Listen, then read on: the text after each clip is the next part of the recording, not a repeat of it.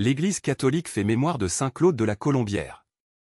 Claude a été proclamé saint le 31 mai 1992. Membre de la Compagnie de Jésus, il fut un témoin de la plus haute spiritualité chrétienne en France au XVIIe siècle. Né à Saint-Symphorien d'Ozon dans le Dauphiné en 1641, il terminera sa vie à Paray-le-Monial en 1682. Il n'avait que 40 ans, mais quelle existence dense et bien remplie. Jeune jésuite, poursuivant sa formation à Paris, il est en même temps précepteur des enfants de Colbert. Devenu prêtre, il enseigne à Lyon et se fait vite un nom comme humaniste et critique littéraire.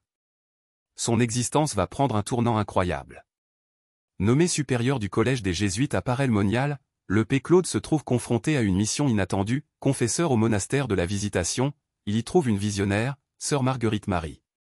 Elle se disait favorisée d'apparitions du Christ mais personne ne la prenait au sérieux.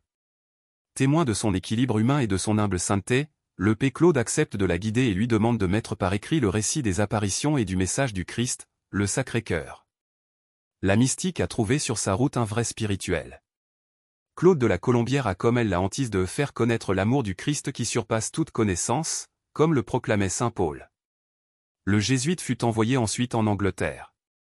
Il y devient prédicateur de la duchesse d'York mais sera jeté en prison lors d'une période de persécution contre les catholiques. Il y perd la santé et revient mourir à Paray-le-Monial le 15 février 1682.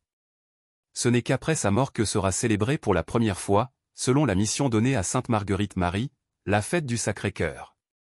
Claude signifie en latin boiteux, Claudius, c'était le nom de l'empereur Claude, moqué pour ses disgrâces physiques, d'où peut être l'origine du nom. Saint Claude de la Colombière, priez pour nous. Évangile. Les gens mangèrent et furent rassasiés. Alléluia. Alléluia. L'homme ne vit pas seulement de pain, mais de toute parole qui sort de la bouche de Dieu. Alléluia. Évangile de Jésus-Christ selon saint Marc. En ces jours-là, comme il y avait une grande foule, et que les gens n'avaient rien à manger, Jésus appelle à lui ses disciples et leur dit : J'ai de la compassion pour cette foule. Car depuis 3 jours déjà ils restent auprès de moi. Et n'ont rien à manger.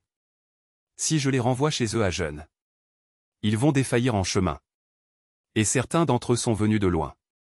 Ses disciples lui répondirent : Où donc pourra-t-on trouver du pain pour les rassasier ici, dans le désert ? Il leur demanda : Combien de pain avez-vous ? Ils lui dirent : 7. Alors il ordonna à la foule de s'asseoir par terre.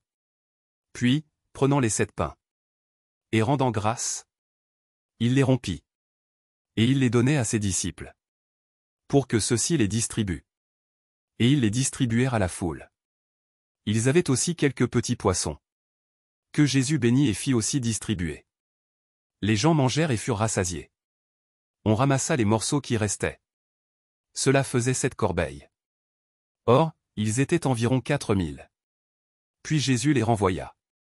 Aussitôt, montant dans la barque avec ses disciples, il alla dans la région de Dalmanuta.